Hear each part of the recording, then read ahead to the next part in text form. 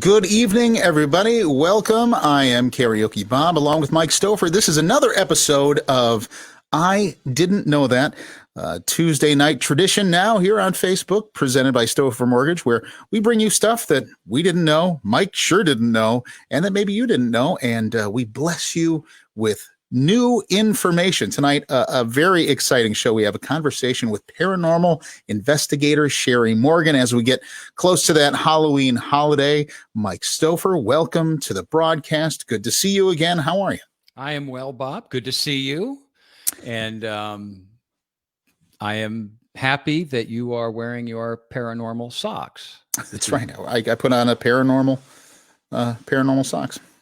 Which you normally don't wear normal socks. Yeah, usually they're mismatched, but these are these are rather normal. Yeah, you thought I didn't catch that. Yeah. Well, and thanks for stealing the joke. That's fine. It's all right. I could have just laid it out later, but it's all right. You can have it. It's fine.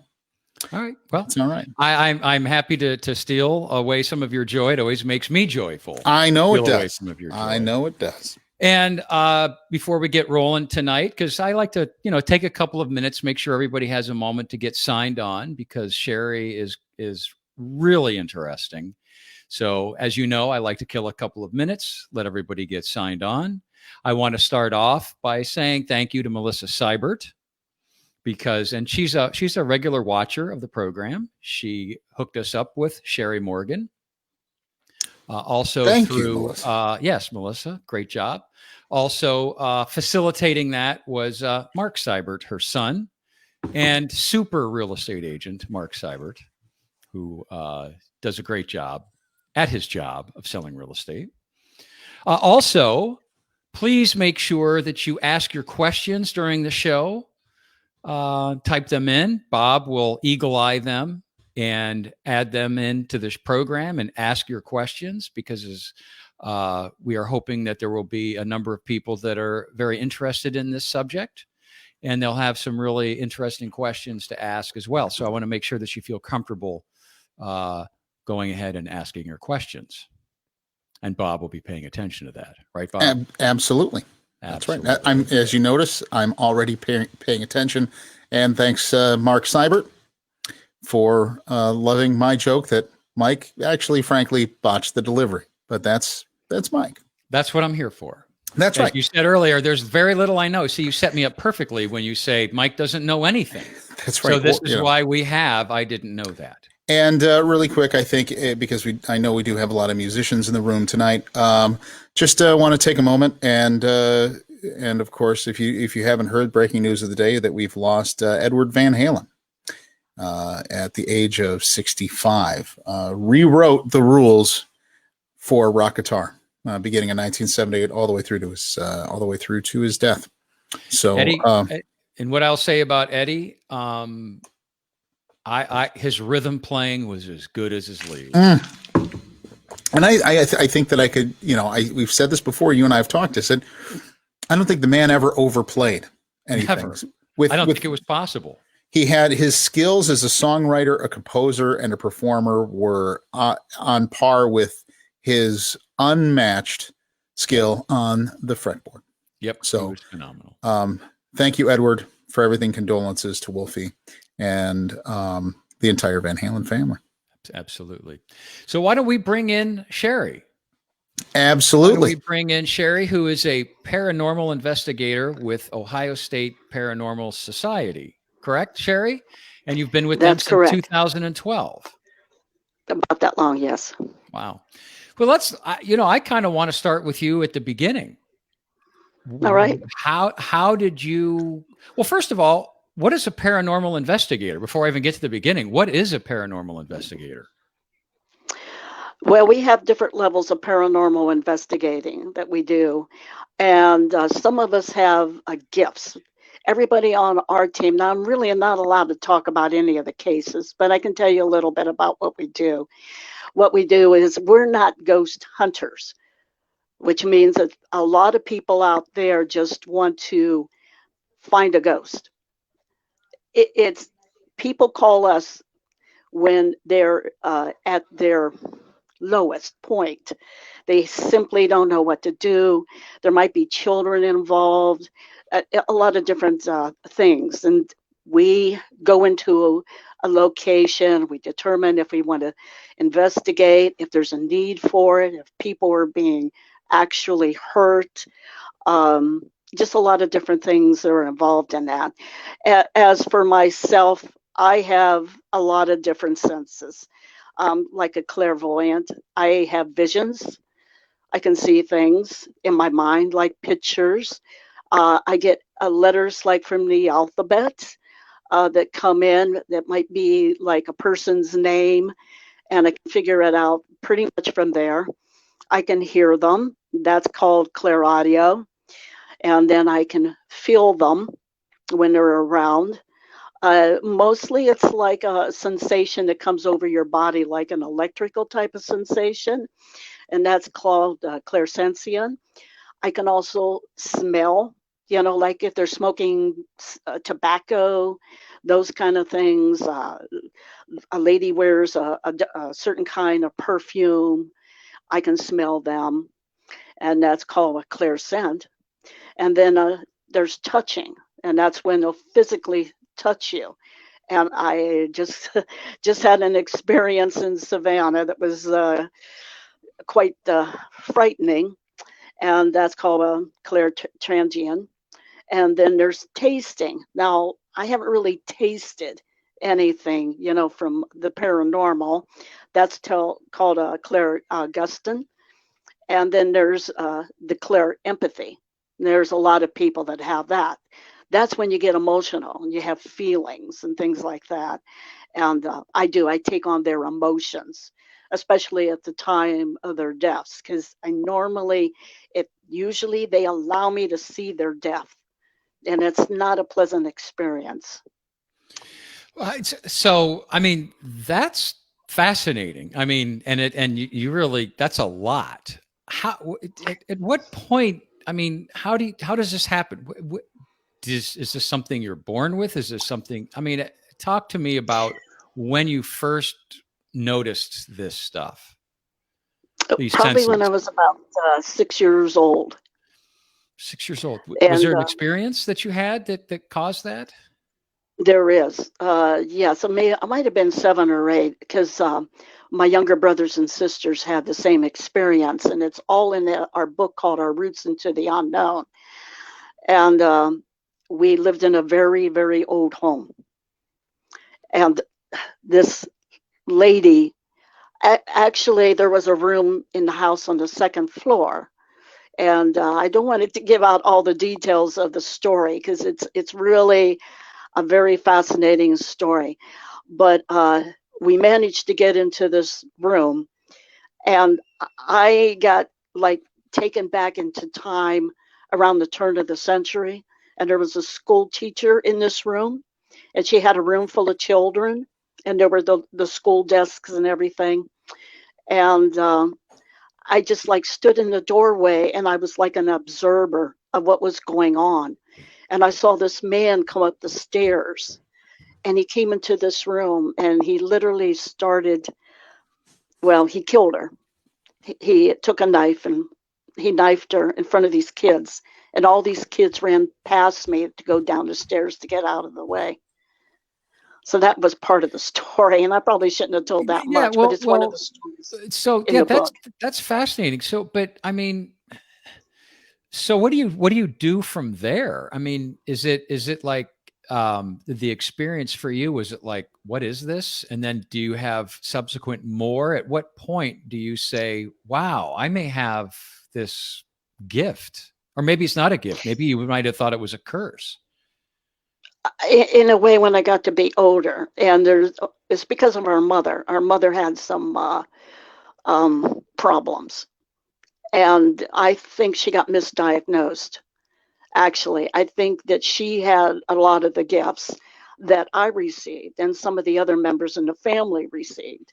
And that's part of the reason why we wrote this book, because we had so many experiences over the years, and we didn't really want to talk about it because people kind of think, oh, you're crazy, different things like that. But I can guarantee like for me, when I got to be a little bit older and started realizing what was going on, I asked, I prayed about it. I said, please take it away because I don't know how to deal with it. I was too young at the time to deal with those kind of things. I was going to ask you if you ever reached a point where you wanted to shut it off. Were you able to ever shut it off for a period of time or dull it down? Yes, Or okay, I did. okay, Yes, during after the children came, and I was in a marriage. It did, and then of course those marriages failed, and uh, the gifts came back, and they okay. came back in force. So do you have to have these gifts, or can you develop them? Or how do you Yes, even you know can you have develop these them. gifts? So let me ask. So you can develop these. You can develop this. Can anybody develop this? I believe that everybody has a different gift, and yes, the Bible talks about the gifts that people get, and there were people like us, of course, in the Bible, all through history too. But yes, I do believe that you can develop gifts. I've seen a lot of things on the media about tests you can take. Now, I don't know about some of those tests, but I just know what I've experienced and what I feel and things like that. My sister and my niece are sitting behind me watching this, and they're part of the book too. I always wondered too, because Mike's going to think I'm crazy or that I'm making this up, but I get eerie messages in my dreams, usually so I'll find out, I'll get confirmation the next day. So I'll have a dream, I'll have a very vivid dream about something. And the one that I had one where I had an argument with a person that frankly I didn't like anyway. But in the course of this dream, he passed away in the dream. And when I woke up the next morning, found that he had indeed, and I'd never dreamed about this person before, and then found out that he had passed overnight. Another time I was very close to waking up, and I had the same thing happen in rapid succession, that I kept checking my phone, and I was getting a message from a friend of mine that something negative had happened to him, or something negative had happened in his life. And it like at the end of sleep, that recurring dream happened in rapid succession about 3 times. Like I was waking up, I was going to my phone, getting a message and going, bummer. And that happened 3 times. And then when I did wake up for real, checked my text messages, and sure enough, this is the exact friend I was dreaming of, had texted me to tell him that his father had to have emergency bypass surgery. So these are the things it's always dreams. I don't necessarily get them any other way. It's just strictly while I'm sleeping. So I can't really, I don't know how you develop that or use it, but that I have had those types of things happen before. That is one of those gifts, and I have a sister, and she has very vivid dreams. It's talked about in the book too, and all her dreams basically have come to pass. Yeah, our roots into the unknown. But I do have dreams too, and they're usually about like what you just talked about. Deceased ones will come and tell me that they're fine on the other side. So there is another side. Mm-hmm. There is something there on the other side. I had a near-death experience when I was young too, and I got a little glimpse of heaven, and it is a real place to go to, and I just want everybody to be able to go to that place, hopefully. But yes, dreams are very important. Now, in your bio to me, you said that you love to travel to haunted locations. Can we talk about some of Yes. those locations that you've traveled to and some of those experiences that might not be in the book? Like, for instance, when we talked earlier or later last week, you But were on a trip. Can we right, talk yeah, we went about to that? absolutely. Yeah, one of my favorite places to stay at in Savannah is called the 1790. And that's when the building was built in the 1790. Well, there was this young lady between 15 and 16 years old, and she married an old man, and she was very unhappy. She did not want to be married to him. She was so unhappy, she threw herself out the second window of the building, and she hit the cobblestone.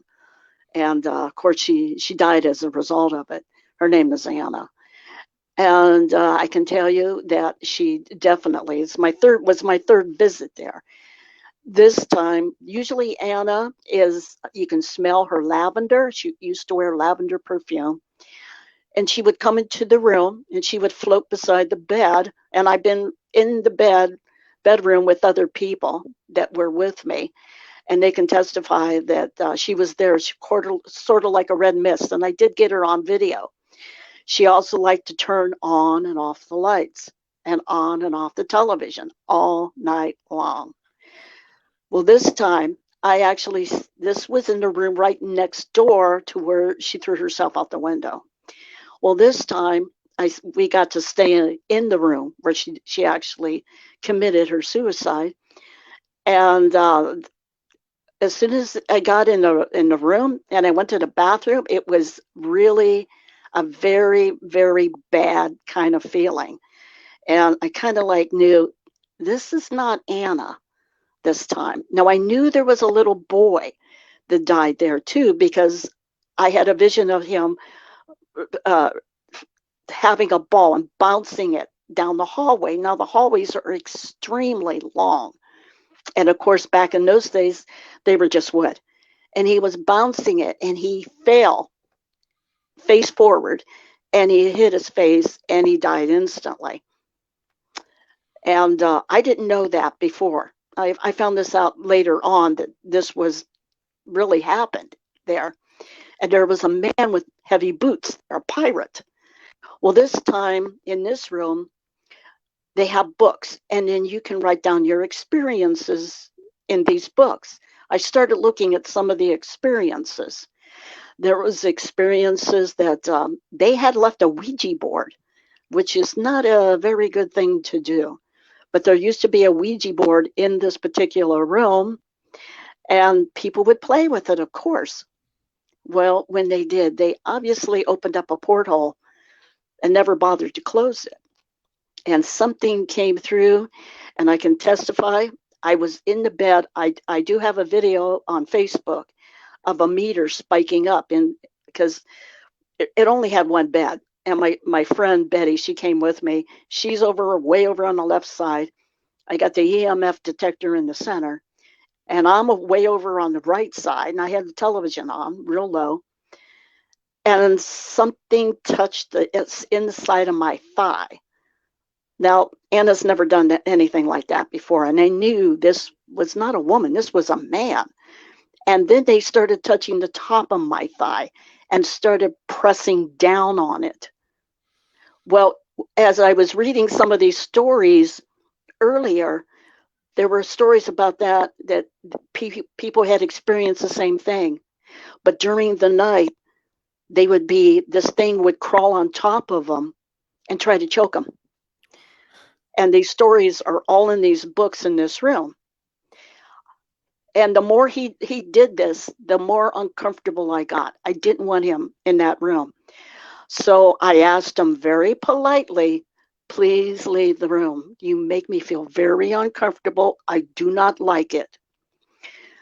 So we finally drift off to sleep, right? It stopped. It completely stopped. And then a 3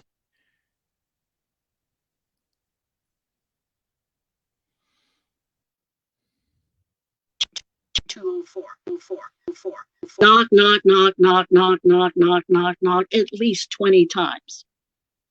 And it woke me up, and I just like sat up in bed, and I was not going to let it back in the room. Started to drift off to sleep. 5 a.m.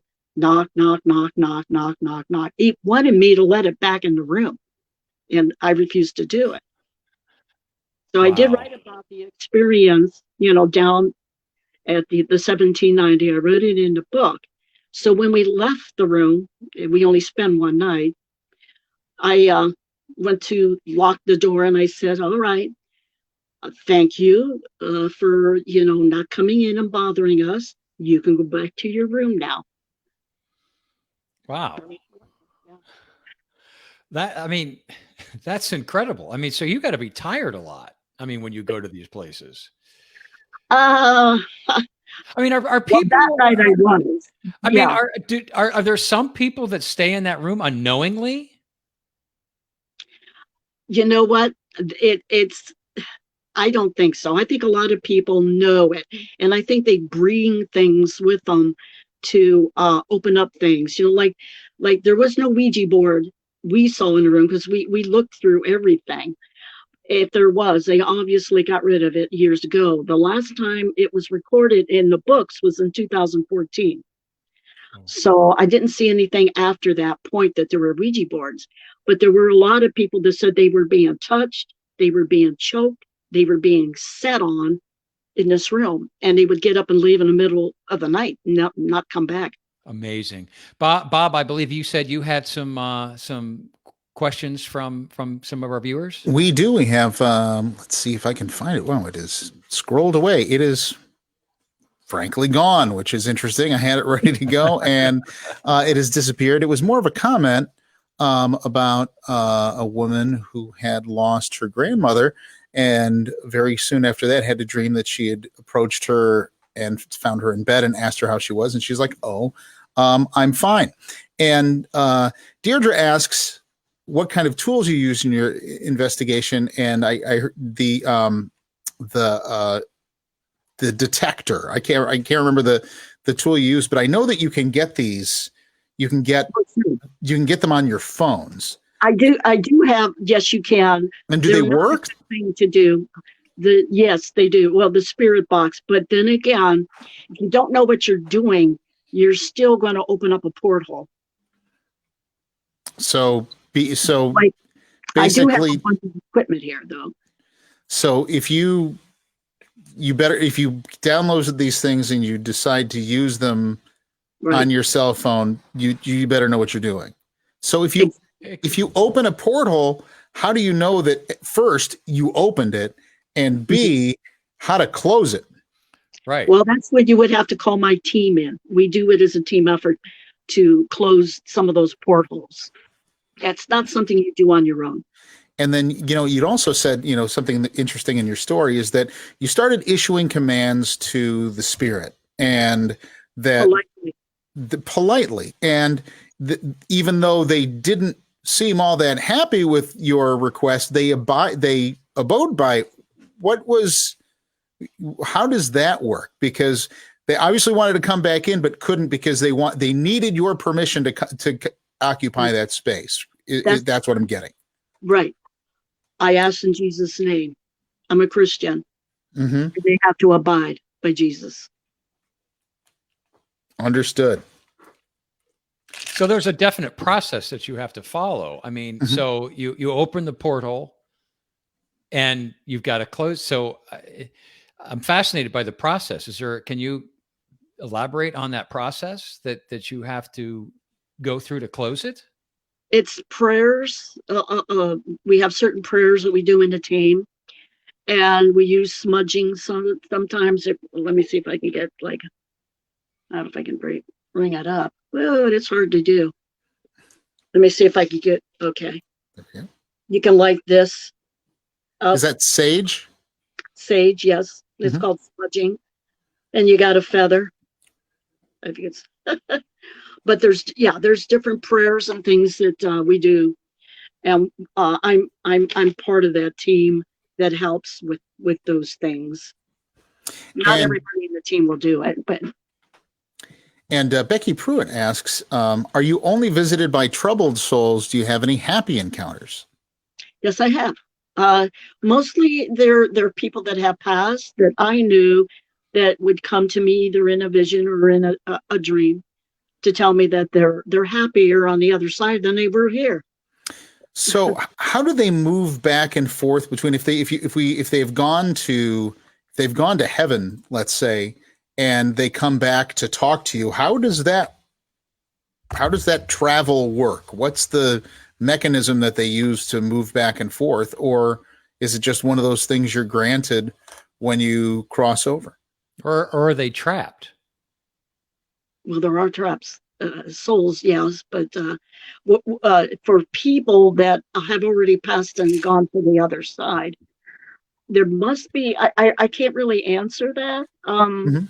Bible doesn't really talk a lot about that. They call it the veil, I believe. But yeah, I believe that they do.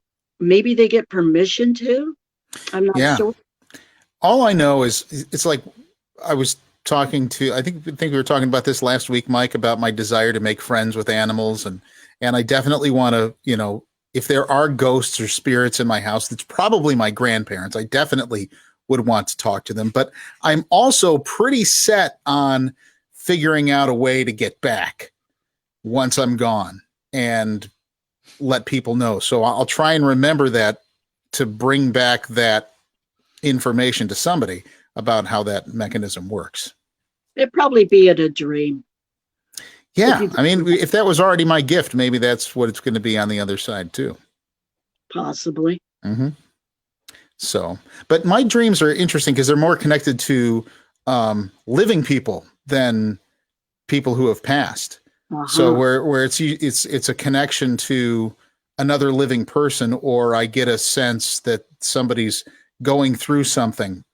Right. And even if I haven't spoken to them, or believe it or not seen it on Facebook, and you call and you reach out to somebody you haven't seen in a while, you're like, hey, just thought I'd drop in. Anything happened? Oh, you wouldn't believe what happened yesterday. And so it's, some of it could be coincidence, but it just seems to happen too often to be coincidental.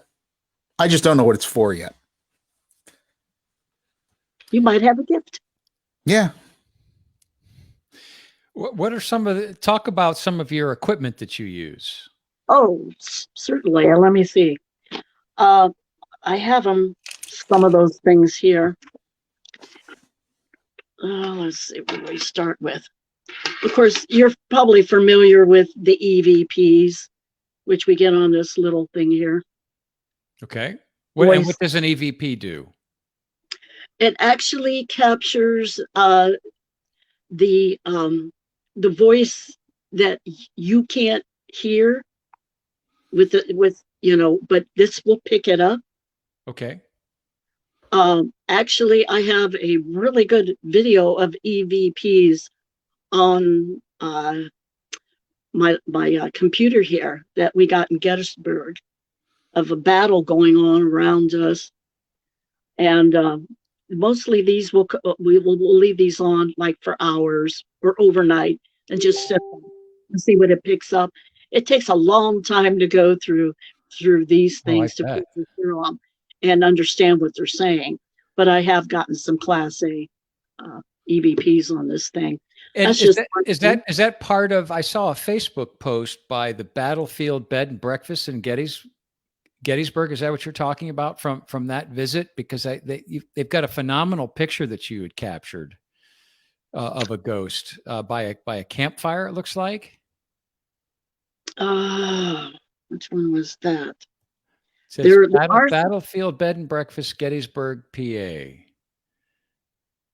Yes, the one sitting in the chair. Yeah. Yeah. Yeah. How do you capture that? So you got your EVH for the voice. How do you capture the You can take ghost pictures with your cell phone. Oh, okay. Regular camera. Now I do have the this is a full spectrum camera, and what it does is make let me see if I can get it to I'm going to turn it on, see if it will work here, but I got lights on, and what it does is, you'll see like a pink. Well, that's the full spectrum. Everything will be kind of like pink on it, and then you can take a picture, and it will capture them in their light, not in ours. And I use them, but on that particular, I get a lot of them without even a full spectrum camera, but I'm more susceptible to them because they seem to be drawn to me, especially at Gettysburg. I get bombarded with soldiers out in the field. I imagine they pick up on you. They do. Some of them don't realize that they're dead, and they want me to bring messages actually home to their loved ones. And it's hard to tell them, like they're waiting for you in the light. Just go to the light. They're there. I can't really help you.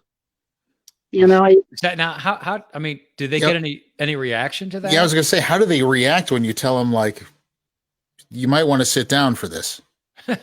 yeah. We got, so about Most of them, like, 150 years ago. right. Well, Yeah. some of them, like the last year when I was out in you heard of Pickett's Charge out in Gettysburg. Okay. I was out in the field, and this used to be a graveyard where they threw a lot of the bodies. Okay. They didn't realize that it was a graveyard there until, oh gosh, the 1970s, I think it was. And they found a lot of body parts, bones and whatnot. And I had this one soldier that came up out of the darkness. His name was Jeff. And we had on all our equipment and everything. And I was out there with some of the professionals there. And he came up out of the darkness, and he had no arm. Like, he had part of his body was gone. He didn't want to leave. He didn't want his family to see him because he was missing his body parts, and he was looking for them. Yeah. Wow. That's amazing. That's just incredible. I mean, wow. But Now- can you reach them? Can you try to explain to them, or Yes. does it get through? I mean, do they get an answer from you? Mm. Most of them, no. They Okay. just kind of like go back into the darkness, and they don't really want to hear it. Right. They're still a living part of that battle. Wow. We had one of our listeners / viewers, Mark, dropped this bombshell that Mike has a ghost in his house. If that's so, say you suspect you have a ghost in the house, how do you know, and what can you do to ascertain whether or not you do? And then what steps do you take if you want to evict the said ghost? Well, that's when the team comes in. I mean, you can go to our website. We also are on Facebook, Ohio State Paranormal Society. And what we do is we go in, maybe 2 or 3 of us, and we'll sit down with all the members of the family, and we'll talk to them individually. We'll see if their stories, first of all, will match up. And then we'll go around the house. We'll see what is going on, like in the walls. Is there a high EMF reading? Do they have wires around the house, poles, different things that could be causing them to have these kind of feelings inside of the house? It may not even be a ghost, but we have to determine these kind of things before we even do a full night investigation. I have a friend of mine. She was here. She stayed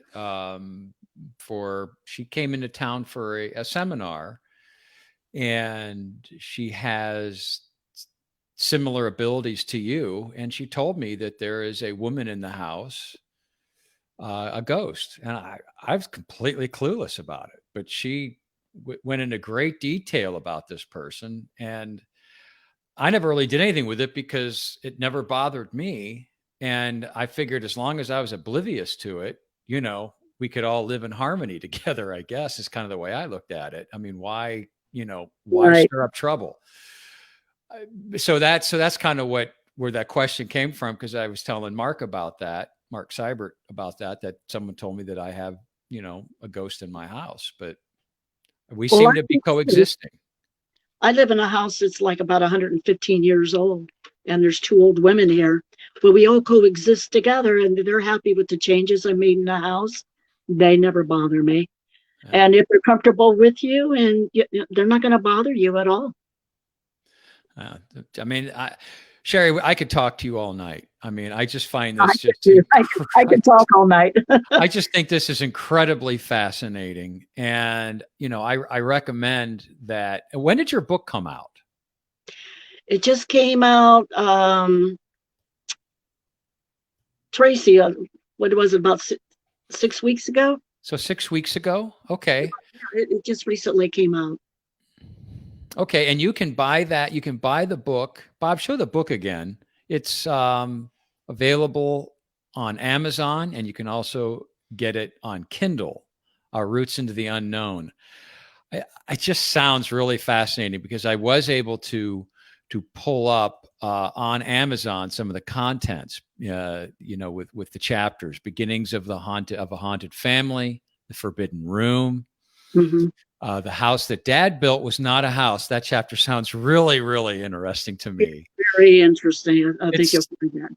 It's only made of cardboard, right? I mean, I love these chapter names. We're over here, a sorrowful moan, socks in a basket. I'm not giving anything away by sharing all this. I mean, just the contents alone read like just a fascinating story. So I think it's something I'm definitely going to be checking out, and you can get it right on Amazon or on Kindle if you don't want to wait. Do you notice around this time of year, fall, October, Halloween season, do you see an uptick in work around that time of year when people are a little more sensitive to the paranormal? Yes, I do. On certain events, like in Gettysburg, if you go during, July, yes, when they had the 3-day battle. Yeah, certain anniversaries, different things. Yes, you will see a kick up in activity. And the next place we're staying at will probably, I think it's the Millersburg Hotel. We're just going to spend the night there. And there was a suicide there where a man jumped out a window, and I guess back in the 70s, and he fell into the trash bin, and they killed him. Wow. Well, there are some not too far drive from, well, not very far from you at all, Mike, but for a lot of us, I know the Mansfield Reformatory is a hot spot, and then the Ghosts of the Canal in Canal Fulton, I've heard is also a hot spot for places where you can go and spend the night and experience a spot where there's a lot of paranormal activity.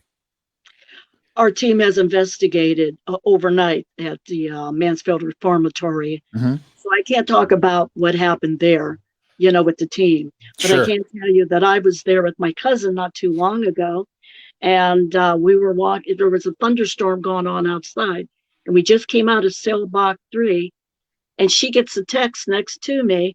And she says, "Sherry, it's a text from you." And I said, "It can't be.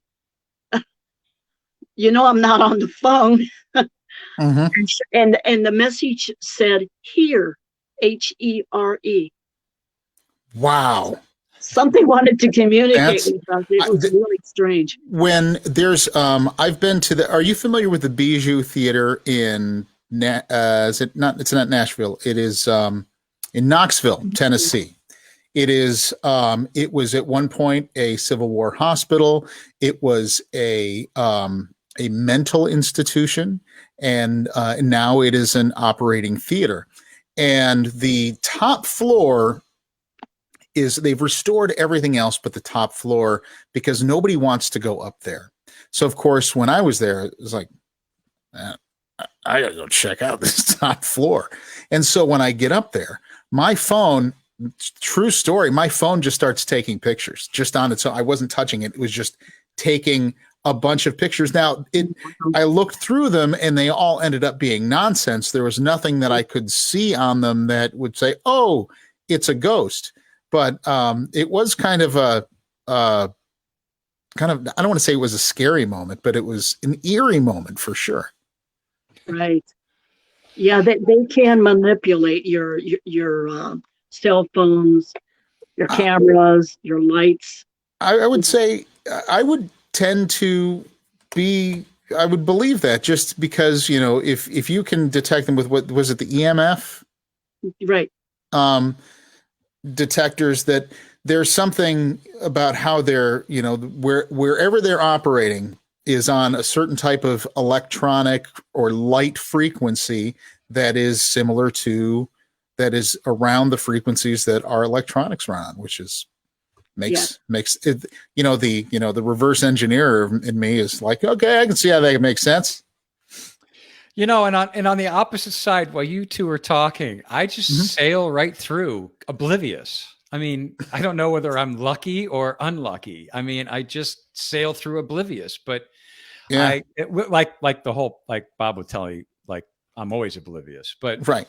I mean, I just sail through, and I think it's fascinating that people have these experiences, Yeah. and nothing happens to me. Hey, I'm not saying I want anything. Yeah, let the I'm not realtor saying I want evict the anything to happen to me, ghosts. but I will say something right now that I've only told a couple of people, and you're not gonna believe this. I'm telling you the honest truth.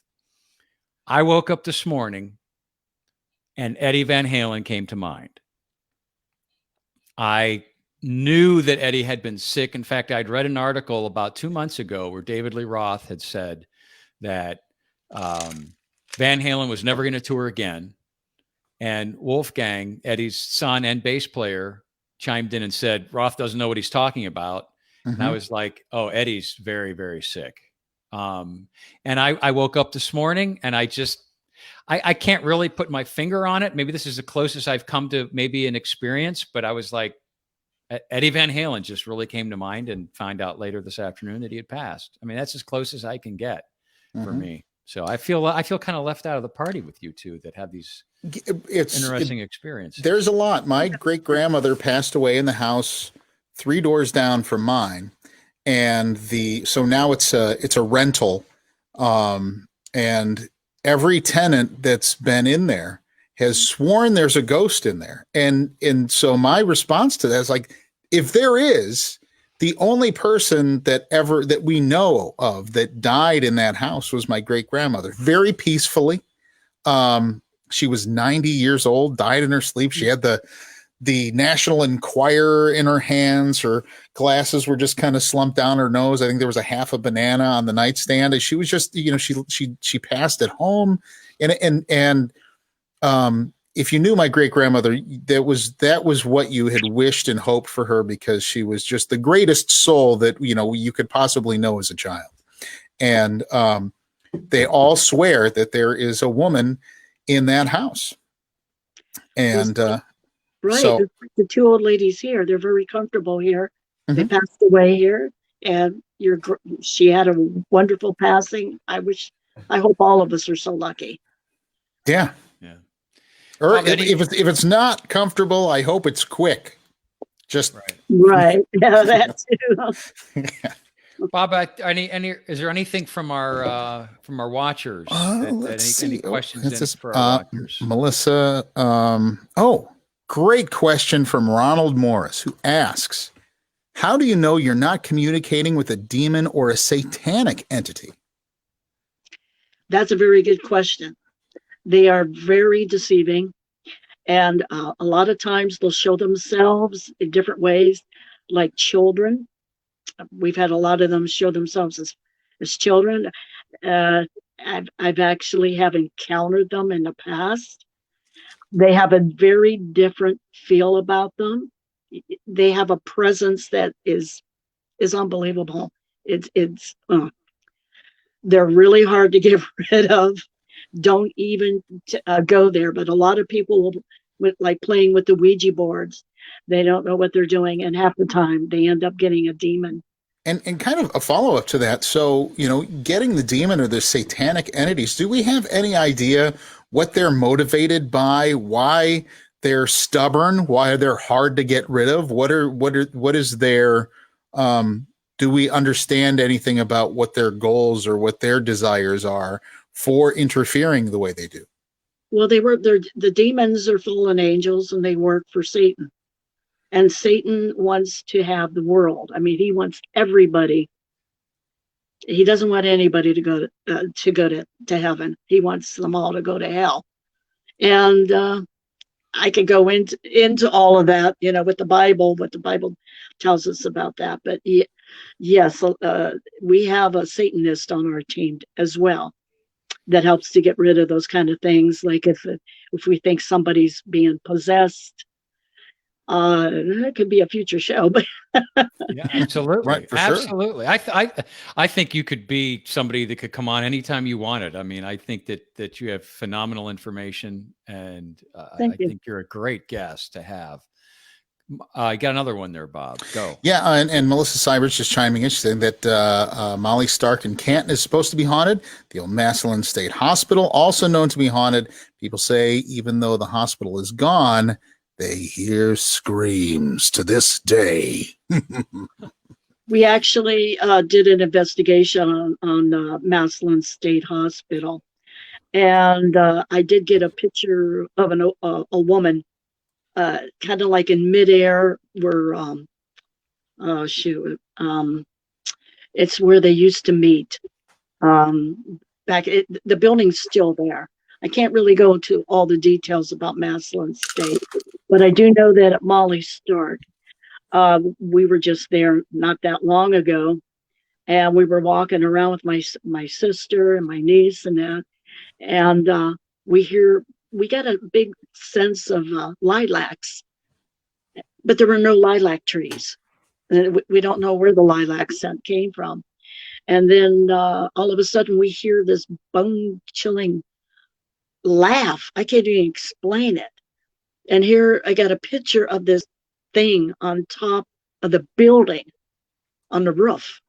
It's really freaky looking. I mean, I posted that on my Facebook page too, but I showed it to my boss, and she said it was not a live person. Now we have two things to do after the show. One, buy our Roots into the Unknown and friend Sherry Morgan on Facebook so you can get to see all this really cool stuff. and get sage real quickly. Lori Evans wants to know, how often would you recommend using sage in your home? It's not something you want to use all the time. I mean, it smells good. I mean, if you just want to use it to just like it, I don't know.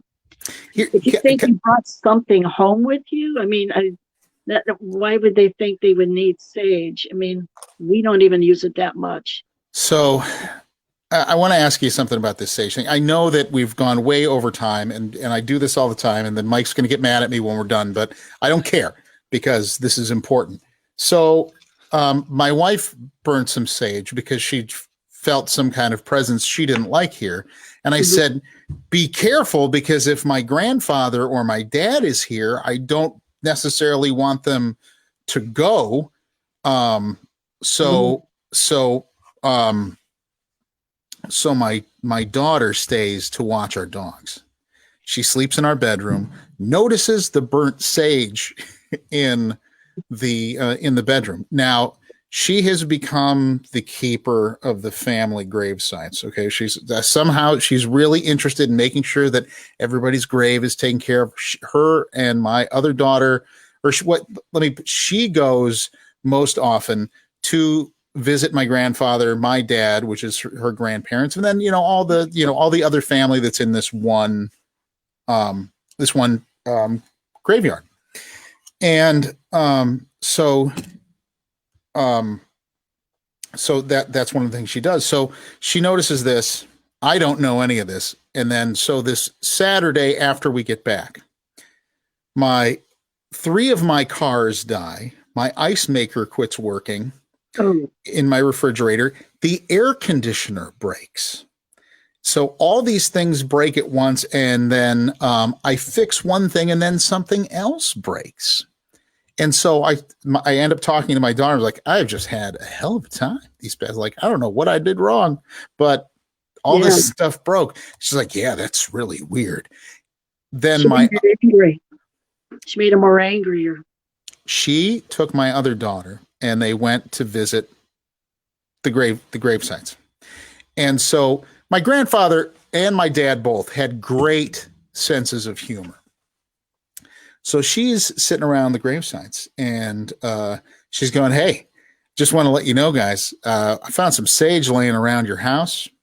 And I think Bob's wife, Angelina, is trying to get rid of you. So you should probably go haunt them this weekend. And so it was my other daughter that called. My other daughter calls, like, so Carly called and said everything that happened, and I'm pretty sure it's my fault. I'm like, what? How could it be your fault? And then she spilled the beans about what they had said at the grave sites. And so, but the message I got from my dad was like, I said, well, gosh, if you're going to break all these things, at least you can stick around and tell me how to fix them. And my dad says to me, how are you going to learn if things don't break? That was kind of the message I got, was how are you going to learn if things don't break? So everything's been fine since then. And I learned a lot about fixing my own cars and my ice maker and the air conditioner. Well, I'll have you down to my house to do some home improvements for me, Bob. Thanks. Thank you. So, but yeah, so if we've burnt sage, is there any way to undo the saging? Because because I don't want them to be upset with me or my wife. She's lovely. They never met. And Mike can vouch.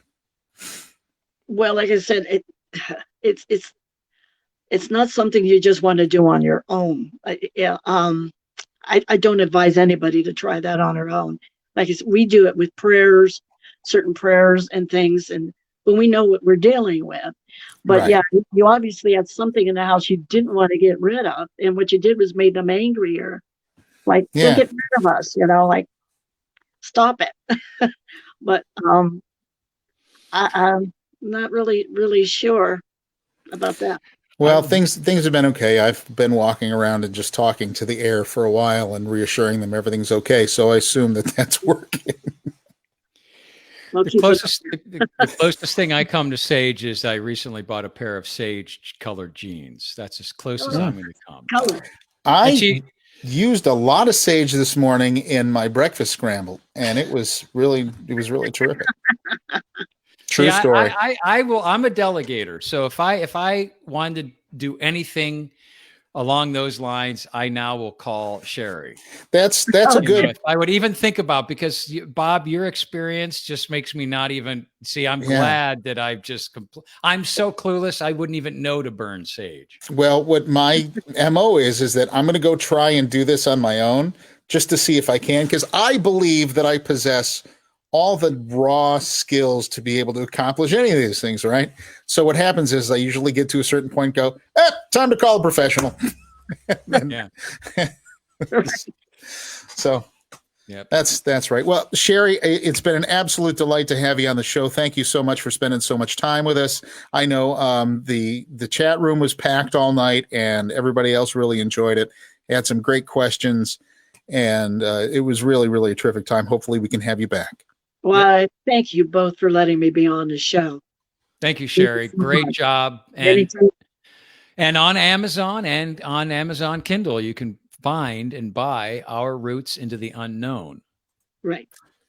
Yes, we can. All right. Well, thank you so much, Sherry. Can't wait to have you back on again. Oh, wonderful. I'd love to be back on. Thank you so much. Bye-bye. Thank you very much. Awesome. Oh, she was incredible. That is the way to kick off October, Mike. She was amazing. And you know what? We have to thank Melissa Seibert. Yes, we do. She is responsible for reaching out and getting her, and for her son, Mark Seibert, for, bringing this to my attention. Just phenomenal. Thank you, both of you, for everything that you're doing for the show. Yeah, she was amazing. She was, I wouldn't even know where to begin. I mean, I could just sit and listen to her talk all night and ask her all kinds of questions, as you did, Bob. And I did hear a new Bob word in there. I've got to go back and rewind the tape. What was it? What did I do? You butchered abide, I think. Abode. I'm not sure whether abode's a word. I was looking for, an abode is something you live in. Something you live in, but I don't think it's something you do. You abide by. I think it's a noun, not a verb. I abide today. Yesterday, I abode. Yeah, you abode. Yeah. And you went into your Edgar Allan Poe middle edge period, whatever it was. What I'm looking for, Middle Ages accent when you were talking a little ghostly there. earlier too. So Yeah, I've got of a course. that's going to resurface as you know. Mhm. I've been now breaking down little bits of our show and reposting them, which I'm going to continue to do as I have the time to do it. And something else I would like to state: we are going to have a regular on our program. Yes, Mr. we are. Jared Gray has agreed to come on a regular basis to talk, 1 to 3 minutes here and there, give us some wine tips for those of you that need some help in your wine. And you were at a winery this past weekend, Bob. I went and did a wine tour in and around Geneva on the lake, and had a wonderful time. Tasted some great wines, some of the California French varietals that are the grapes are imported, and then the wines are made there. I found wonderful things. I like when he was saying he inspired me to get off my I don't like Chardonnay standard response. He's like, well, if you don't like Chardonnay, you haven't tried the right one. So I made it a point to try the Chardonnay. Try them all. And tried them all, right? wouldn't you know it, Mike? I came home with a bottle of Chardonnay. Wow. Yes, I did. Jared, that'll bring, we have Jared on next. We'll have to bring that up to him. And by the way, I appreciate the invitation that I received from you and your wife, and the pictures that went along, with that. I'm sorry I couldn't come. Yeah, we were heartbroken that you couldn't make it. So we ended up having to meet some other people, and we terrorized Geneva on the lake with complete strangers, which was always the way to terrorize is with. Yes, with absolutely, because everybody has absolute deniability, which is also terrific. So, hey, Melissa Seibert and Mark Seibert, thanks for that guest. Don't rest on your laurels for too long, because we need more. So get to work. Hey, whoa. They've already, we have a guest for next week, courtesy of the Seibert team. Excellent. But I'm not going to mention who it was, because why, Bob? Because it wouldn't be a good, you have to tune in next week. Not only tune in, but you have to visit. You need to make sure you like our page if you haven't. Please, if you do like it, make sure that you share it with others that you think might like it as well. And frankly, what's not to like, right? And maybe next week Bob will have the logo up for the show. I did there it is. Almost the entire night. It was almost the entire night. Mm-hmm. Yes. Why was it not up all night long? Because we went to that, and then I came back to this shot. Yes, right. Yes. I understand. Without there we go. See? All right, Bob. You can, as always, you get the first, the last, and often the middle words. But I took a lot of middle words tonight. So. That's okay. I love it when you just take over, because you do a phenomenal job. And like I said, it usually means a better show. Always a better show. Always a better show. I tell people before they come on, I just want you all to be aware that I got a guy named Karaoke Bob on my show. And he's a bit of a wild card. I have to talk them through that. Yeah. But anyways, Bob, great job. And then you need to talk me down. Yes. Thank you very much. Well, Mike, it's been a pleasure always to share some microphones with you and join you for another episode of I Didn't Know That. Thanks to Sherry Morgan for joining us. It was an amazing episode. If you missed it, you can, if you're just joining us now, you can go back and start that thing over. You don't want to miss a moment of that. We have a surprise guest next week, thanks to the Seiberts, and thanks to Deirdre Starinky for all the graphics and feeding us some questions and reminders. Don't forget the reminders. The continual. You cannot forget the reminders. The tsunami of reminders. The tsunami. That's right. I love you, Deirdre. Don't ever change. Please don't. For Mike Stoffer, I'm Karaoke Bob. This has been another episode of I Didn't Know That. See you next Tuesday, 8 p.m. Eastern. Have a good night, everybody.